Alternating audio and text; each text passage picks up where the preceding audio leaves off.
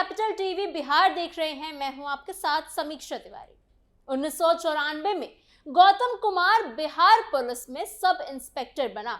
तब इसके पास संपत्ति के नाम पर पटना का पुश्तैनी घर ही था। आज 100 करोड़ रुपए की बेनामी संपत्ति का मालिक है ये। पत्नी रूबी कश्यप से ज्यादा प्यार प्रेमिका शगुफ्ता शमीम के लिए दिखाता नजर आया है। पत्नी के नाम 4 तो प्रेमिका के लिए 7 संपत्ति ली है।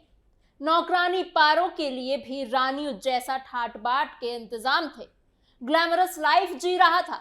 थार में सवार होकर अपने साहिब के घर झाड़ू पोछा लगाने और बर्तन साफ करने के लिए ये नौकरानी आती थी। बुलेट ड्राइवर पर रील्स बनाती थी। 32 साल के करियर से सब इंस्पेक्टर से डीएसपी बनने वाले गौतम के सिलीगुड़ी में चाय बागान खरीदे, नोएडा और गुरुग्राम में फ्लैट लिए। बिहार पुलिस की एजेंसी आर्थिक अपराध इकाई यानी ईओयू इसकी काली कमाई की जांच कर रहे हैं। आज की स्पेशल स्टोरी में हम आपको यही बताएंगे कि गौतम कुमार ने रिटायरमेंट के बाद क्या प्लानिंग की थी, कौन उसकी मदद कर रहा था, किन 2 मुस्लिम महिलाओं के साथ उसके संबंध थे, पुलिस की नौकरी में रहते हुए गौतम ने कैसे 100 करोड़ रुपए की कमाई की। डीएसपी का काला साम्राज्य, 80 करोड़ से 100 करोड़ तक का खेल। 29 मार्च को आर्थिक अपराध इकाई यानी ईओयू ने गौतम कुमार के खिलाफ पटना में केस दर्ज किया। इसके ठीक 2 दिन बाद 31 मार्च को जांच एजेंसी ने एक्शन लेते हुए गौतम कुमार से जुड़े 6 अलग अलग ठिकानों पर एक साथ छापेमारी की। इन छापों के दौरान जो कुछ सामने आया उसने सबको चौंका दिया। शुरुआती जांच में करीब 80 करोड़ रुपए की संपत्ति का पता चला, लेकिन जैसे जैसे जांच आगे बढ़ी ये आंकड़ा बढ़कर लगभग 100 करोड़ रुपए तक पहुंच गया। छापेमारी के बाद गौतम कुमार से करीब 6 घंटे तक लगातार पूछताछ की गई। इस दौरान उनसे उसकी इनकम, संपत्ति और उसके स्रोतों के बारे में विस्तार से सवाल किए गए, लेकिन जांच कर रहे अधिकारियों को उसके जवाब संतोषजनक नहीं लगे। अधिकारियों का मानना है कि गौतम कई अहम सवालों से बचने की कोशिश कर रहा था या फिर सही जानकारी नहीं दे रहा था। सही वजह है कि सूत्रों के मुताबिक उसे जल्द ही दूसरी बार पूछताछ के लिए बुलाया जा सकता है। दूसरी तरफ जैसे ही मामला गंभीर होता गया, बिहार सरकार ने भी सख्त कदम उठाते हुए उसे सस्पेंड कर दिया है। लेकिन ये पूरा मामला सिर्फ भ्रष्टाचार या अवैध संपत्ति तक ही सीमित नहीं है। जांच के दौरान एक और बड़ा पहलू सामने आया जो इस कहानी को और ज्यादा दिलचस्प और गंभीर बना देता है। बताया जा रहा है कि गौतम कुमार ने अपने भविष्य को लेकर एक बड़ा प्लान बना रखा था। वो सिर्फ एक पुलिस अधिकारी बनकर नहीं रहना चाहता था, बल्कि राजनीति में कदम रखने की तैयारी कर रहा था। उसका सपना था कि रिटायरमेंट के बाद वो बिहार की राजनीति में एंट्री करे और विधायक बने। सूत्रों के अनुसार गौतम कुमार ने इसके लिए पहले से ही जमीन तैयार करनी शुरू कर दी थी। उसकी काली कमाई के पैसों के दम पर किसी राजनीतिक पार्टी से टिकट लेने की योजना बनाई थी और विधानसभा चुनाव लड़ने का मन बना लिया था। इसके लिए उसने किशनगंज क्षेत्र को ही चुना था, जहां से वो चुनाव लड़ना चाहता था। इस पूरी योजना में उसकी मदद कर रही थी उसकी मुस्लिम गर्लफ्रेंड शगुफ्ता शमीम। सूत्रों के मुताबिक गौतम ने सिर्फ निजी रिश्तों के लिए ही नहीं बल्कि राजनीतिक फायदे के लिए भी इस संबंध को बनाए रखा। कहा जा रहा है कि मुस्लिम समाज के वोट हासिल करने के लिए उसने शगुफ्ता को अपनी जिंदगी में जगह दी। इतना ही नहीं, उसने अपनी पत्नी के मुकाबले ज्यादा संपत्ति शगुफ्ता के नाम पर खरीद रखी थी।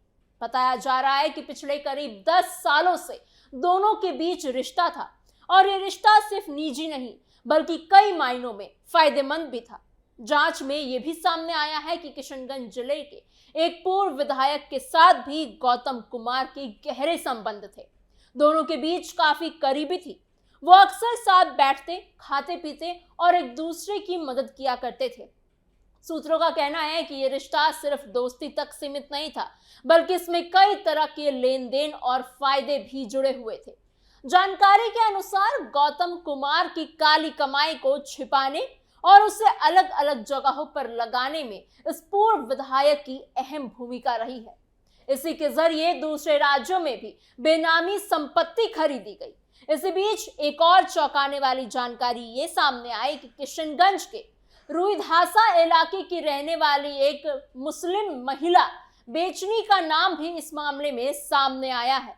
वो भी मुस्लिम परिवार से ही आती है और बताया जा रहा है कि उसका भी गौतम कुमार के साथ पुराना और खास रिश्ता है। सूत्रों के अनुसार ये रिश्ता उस समय से है जब गौतम सब इंस्पेक्टर के पद पर था। उस वक्त बेचनी की उम्र काफी कम थी। बताया जा रहा है कि गौतम कई बार उसे किशनगंज से पटना स्थित अपने घर में लेकर आया था। इसके अलावा भी दोनों को अलग अलग जगहों पर साथ देखा गया है। ये भी दावा किया जा रहा है कि गौतम ने अपनी काली कमाई से बेचनी के नाम पर भी कई बेनामी संपत्तियां खरीदी थी।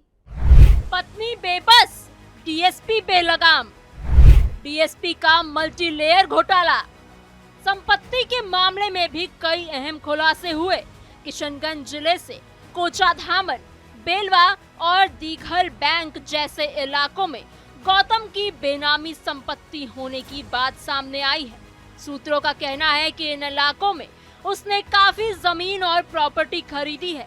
इसके अलावा उसने पश्चिम बंगाल के इस्लामपुर के धोरधप्पा इलाके में भी एक बड़ा प्लॉट खरीदा था, जो पंजाब दरबार होटल के पास स्थित है। ये जमीन उसने 2011 में खरीदी थी। हालांकि बाद में उसने इसे बेच दिया। गौतम कुमार की निजी जिंदगी भी पूरे मामले में चर्चा में है। उसकी पत्नी रूबी कश्यप, जो पूर्णिया की रहने वाली है, उसके साथ उसकी लव मैरिज हुई थी। दोनों के बीच लंबे समय तक अफेयर चला और फिर उन्होंने शादी कर ली। रूबी गौतम के एडीएम मामा की बेटी के दोस्त है। शादी के बाद भी रूबी ने कई बार गौतम के गलत व्यवहार पर आपत्ति जताई, लेकिन वो उससे रोक नहीं सकी। बताया जाता है कि गौतम अपनी मनमर्जी करता रहा। उसने कई महिला मित्र बनाए और उन पर अपनी काली कमाई के पैसे खर्च करता रहा। उनके नाम पर संपत्तियां खरीदता रहा और ये सब उसकी निजी जिंदगी का हिस्सा बन चुका था, जिसे वो खुलकर जी रहा था। जांच एजेंसी से जुड़े सूत्रों का ये कहना है कि गौतम ने अपनी अवैध कमाई के लिए माफियाओं के साथ भी गठजोड़ कर रखा था। उसका संबंध बॉर्डर इलाके के शराब माफिया, कोल माफिया, एंट्री माफिया और स्मगलिंग करने वाले लोगों से था। वो कई सालों से इन लोगों को संरक्षण दे रहा था और इसके बदले में मोटी रकम लेता था। 2023 में जब उसे किशनगंज का SDPO 1 बनाया गया था, तब से लेकर अब तक उसकी पोस्टिंग्स वही रही। किशनगंज के भौगोलिक स्थिति ऐसी है कि वो पश्चिम बंगाल और नेपाल की सीमा से सटा हुआ है। इस वजह से यहाँ तस्करी की गतिविधियां काफी होती हैं। आरोप यह है कि गौतम इन गतिविधियों को नजरअंदाज करता था और माफियाओं को बॉर्डर पार कराने में मदद किया करता था। इसके बदले में उसे अच्छी खासी रकम मिला करती थी। छापेमारी के दौरान जांच टीम ने गौतम के 4 मोबाइल फोन भी जब्त किए। अब इन्हीं मोबाइल फोन से उसके कई राज खुलने की उम्मीद की जा रही है। इन सभी फोन को फॉरेंसिक जांच के लिए भेज दिया गया है, ताकि ये पता लगाया जा सके कि उसने किन किन लोगों से संपर्क किया और किन गतिविधियों में शामिल रहा। एक और हैरान करने वाली बात ये सामने आई कि गौतम 2 ऐसे मोबाइल नंबरों का इस्तेमाल कर रहा था जो उसके अपने नाम पर नहीं थे। ये सिम कार्ड फर्जी नाम और पते पर लिए गए थे। जब जांच एजेंसी इन नंबरों की कॉल डिटेल रिकॉर्ड्स यानी CDR निकाल कर ये पता लगाने की कोशिश करेगी कि इन नंबरों का इस्तेमाल किससे बात करने के लिए किया जा रहा था और इसकी असली मकसद आखिर क्या था। संपत्ति के मामले में भी गौतम का दायरा काफी बड़ा निकला है। उसने बिहार, पश्चिम बंगाल, दिल्ली और यहाँ तक कि नेपाल में भी संपत्तियां खरीदी थी। पूर्णिया के डगरुआ थाना क्षेत्र में उसने कमर्शियल प्रॉपर्टीज भी खरीदी थी, जिसे उसने लोगों को डरा और धमका कर कम कीमत में अपने नाम करवाया था। गौतम को गाड़ियों का भी काफी शौक था। उसने करीब 55 लाख रुपए खर्च करके 4 गाड़ियां खरीदी थी। इनमें से एक 16 लाख रुपए की थार गाड़ी भी शामिल है, जो उसने अपनी सास के नाम पर खरीदी थी, लेकिन इस्तेमाल वो खुद किया करता था। इसके अलावा उसने अपने नाम पर 17 लाख रुपए की एक क्रेटा कार भी खरीदी थी। जांच के दौरान EOU की टीम ने उसके 8 बैंक अकाउंट्स की जांच भी की। इसमें से 3 अकाउंट खुद गौतम के नाम पर थे, एक उसकी पत्नी रूबी के नाम पर, एक जॉइंट अकाउंट दोनों के नाम पर था और एक उसके बेटे सिद्धार्थ गौतम के नाम पर, और 2 बैंक अकाउंट्स उसकी महिला मित्र शगुफ्ता के नाम पर थे। अब यह मामला सिर्फ एक अधिकारी के भ्रष्टाचार तक सीमित नहीं रह गया, बल्कि ये कई परतों वाला एक बड़ा घोटाला बनता जा रहा है। इसमें निजी रिश्ते, राजनीति में एंट्री की योजना, माफियाओं से संबंध और बेनामी संपत्तियों का जाल सब कुछ शामिल है। आने वाले दिनों में जांच एजेंसियां जब इस मामले की और गहराई से पड़ताल करेंगी तो और भी कई बड़े खुलासे होने की उम्मीद है। फिलहाल इतना साफ है कि ये मामला लंबे समय तक चर्चा में रहने वाला है और इसका असर दूर तक देखने को मिल सकता है। आपको हमारी ये खबर कैसी लगी हमें कमेंट बॉक्स में जरूर बताइएगा। ऐसी और खबरों के लिए बने रहिए कैपिटल टीवी बिहार के साथ।